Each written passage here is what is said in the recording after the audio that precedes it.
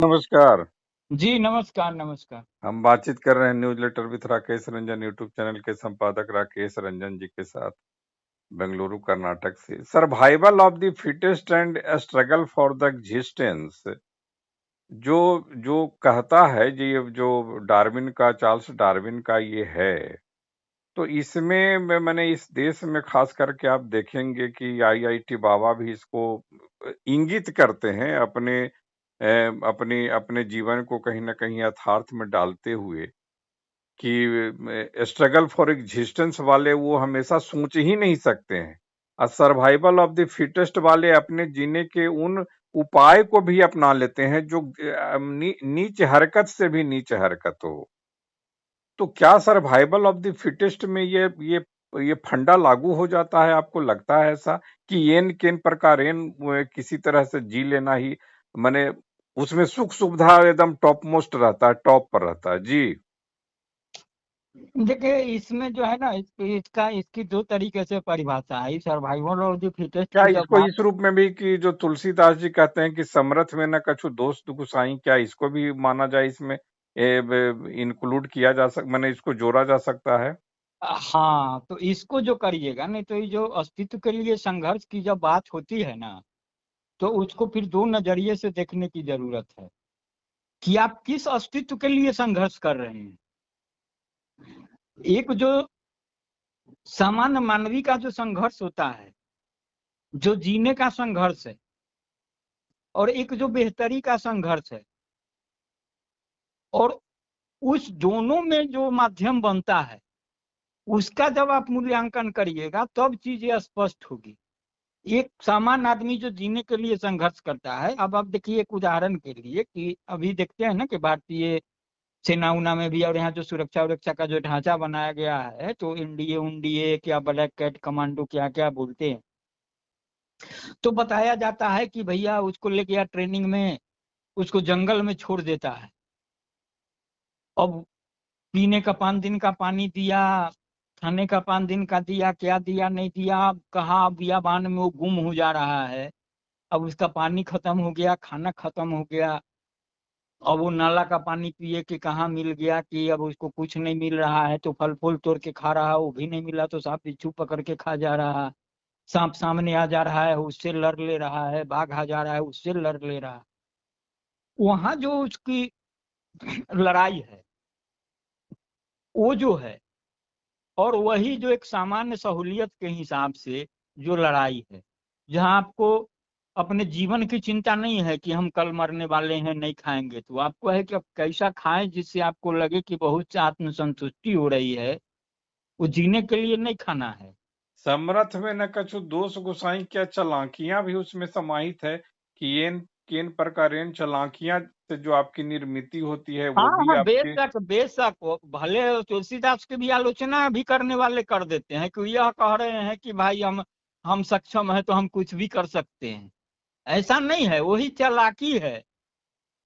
तो ये जो जो चीजें हैं ना, उसको भी देखने की जरूरत है। उसमें भी जो कोई भी बाबा आईटीआई बाबा फलना ढेकाना, आप जो चीजों को समझाने की कोशिश कर रहे हैं, तो आप कहाँ खड़े होकर समझाने की कोशिश कर रहे हैं, और आप जहाँ खड़े हैं वहां से जिस चीजों को समझाना चाह रहे हैं, वो चीजें आपके समझदारी में कम से कम मुकम्मल है कि नहीं है, बातें तो वहां से शुरू होंगी ना।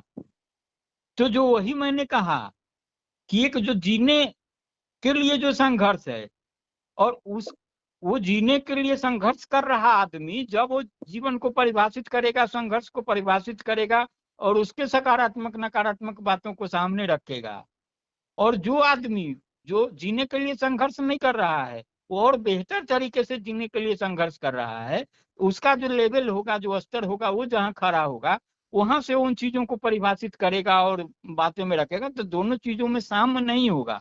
तो इसीलिए मैंने कहा है कि चीजों को समझने के लिए जिस धरातल पर आप खड़े हैं, उस धरातल को देखना होगा। आप जमीन पर बैठ करके आप आकाश की परिकल्पना तो कर सकते हैं ना, अंतरिक्ष में अंतरिक्ष की परिकल्पना कर सकते हैं। आप एक परिकल्पना कर सकते हैं, ऐसा होगा वैसा होगा, पानी होगा, खेती होगा, वहां भी पेड़ लगेंगे, वहां भी घर बनेगा। लेकिन वहां जाके जो चीजों को देखिएगा, अंतरिक्ष के सतह पर बैठ करके जो जब आप चीजों को देखिएगा, और फिर वहां से जो परिभाषित करिएगा तो दोनों चीजें बदलेगी। तो वो जो तुलसीदास भी समरथ की बात कर रहे थे, उसको इसी चीज में है, वहां वही है, वो चालाकी भरा है। तो जो एकदम जमीन पर खड़ा होकर के जमीन की बात कर रहा है, और उसका जो सामर्थ्य है चीजों को परिभाषित करने का, और जो जमीन पर खड़ा होकर के जो अंतरिक्ष को परिभाषित कर रहा है, उसका जो सामर्थ्य है, वो का सामर्थ्य सिर्फ कल्पना का सामर्थ्य हो सकता है, वो हकीकत का सामर्थ्य नहीं हो सकता जो जमीन पर खड़ा करा। तो चीजें तो यही है ना, तो इसमें चीजें तो बहुत साफ है, स्पष्ट है। अब इसको देखने की चीज है, इसीलिए देखते हैं ना, जब बाबाओं का आता है, जो बहुत सारी कविताएं भी बन गई, व्यंग है, बहुत तरीके की बातें हैं। जब उपदेशक जो हैं, तथाकथित उपदेशक हम उनको कहते हैं, जो बाबा जो प्रवचन का कारोबार है जो करते हैं, तो क्या करेंगे, अरे सब कुछ मोह माया है, ये क्या कार है, क्या बंगला है, क्या खाने का यह सामान है। और उसी मोह माया के लिए सब कुछ अपना जो है और वो। फिर उनका देखिए कि उनका मोह माया, वो भी आएंगे तो उतना ही सिक्योरिटी और उतनी ही व्यवस्था, आजू बाजू नहीं सटो, इन्फेक्शन हो जाएगा, ये हो जाएगा, वो हो जाएगा। वो क्या कहेंगे भैया, अब जहाँ एक धरातल पर खड़ा आदमी जीने के लिए संघर्ष कर रहा है, उसको बाबा उपदेश दे रहा है कि अपनी आवश्यकताएं सीमित करो। तो जो आदमी खुद खुद नून रोटी के लिए संघर्ष कर रहा है, और वह अगर इनको बुला करके बाबाओं को सुनने के लिए ले गया है ज्ञान ग्रहण करने के लिए, तो क्या ग्रहण किया कि जो चीजें हैं उतने में सीमित रहो, उतने में जीने की कोशिश करो, सीखो।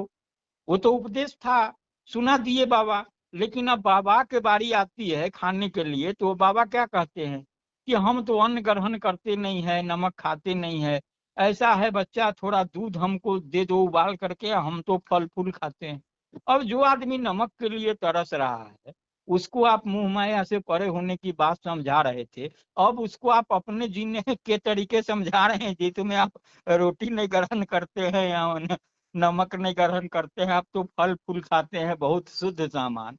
जहाँ कल्पना में भी नहीं सोच रहा है कि अभी हम निकट भविष्य में फल फूल खाने वाले हैं और दूध भी पीने वाले हैं। तो पर चीजें तो यही ना अंतर हो जाती है, तो यही तो कलाबाजी है जी।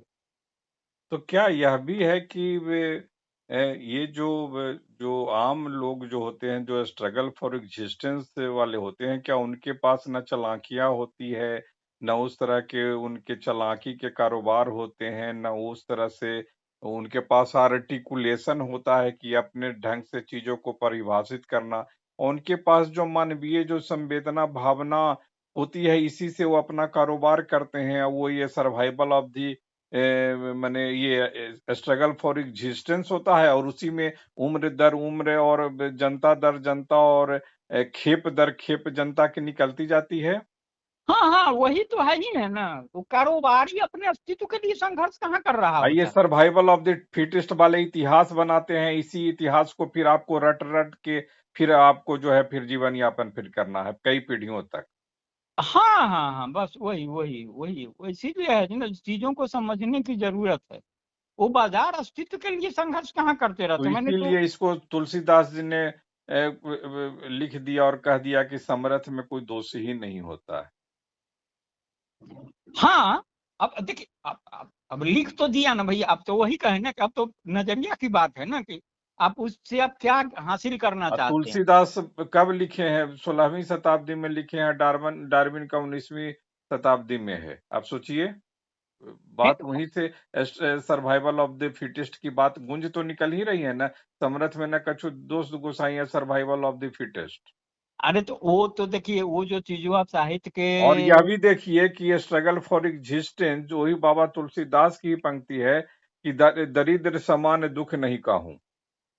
हाँ, दरिद्रता के समान दुनिया में कोई दुख नहीं है। देखिए चीजें जो है ना, चीजें भले बदलती है, दिखती है बदलती हुई, चीजें पूरी तरह बदलती नहीं है। अब देखिए, जिस चीज को कभी तुलसी ने कहा, आप एक समकालीन जो है निकालिए चेहरों को, कभी जिन बातों को तुलसी ने कहा, कब डार्विन ने कहा, कब कभी किसी बात को कबीर ने कहा, कब किसी बात को जो है गालिब ने कहा, कब किसने कहा।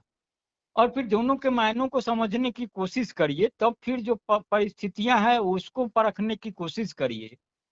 तो चीजें जो है बदलती पूरी तरीके से नहीं है, चीजें सभी साथ समय के साथ साथ चलती भी रहती है, उसमें बदलाव दिखता है क्रमशः, वो परिमार्जित जो होता रहता है ना, उसका परिमार्जन आप कर सकते, चीजें बदलती नहीं है। जिस तरीके से आदमी है, अब हम लोग बचपन में याद है पोखर में नहाने जाए, बहुत सामान्य तरीके से सोचिए इसको, हम लोग पोखर में नहाते थे तो क्या करते थे, चिकनी मिट्टी ले लेता था, वही के हाथ में लगा करके अब फिर कर लेते थे, फिर शरीर साफ हो जाता था, शरीर तो वही था। फिर बाद के दिनों में साबुन आया तो साबुन का भी प्रकार आने लगा, अलग अलग क्वालिटी का शैम्पू, आखिर आदमी तो वही है ना। वो लुंगी पहनता था, वो पैजामा पहनता था डोरी वाला, अब धीरे धीरे फुल पैंट पहनने लगा, बटन वाला, चेन वाला। तो चीजें आखिर है तो वही ना भाई, वो वस्त्र है क्या, परिमार्जित रूप है उसका, वस्त्र तो वस्त्र ही है ना, काम किस चीज के आ रहा है, आपके शरीर ढकने ही के काम आ रहा है ना।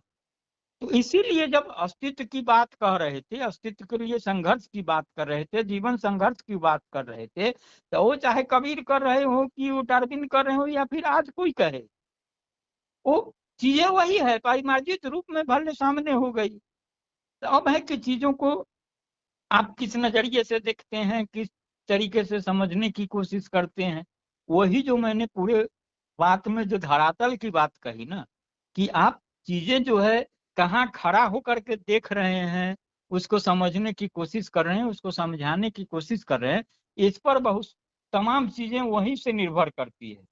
जी बातचीत के लिए आपका आभार, नमस्कार। जी नमस्कार।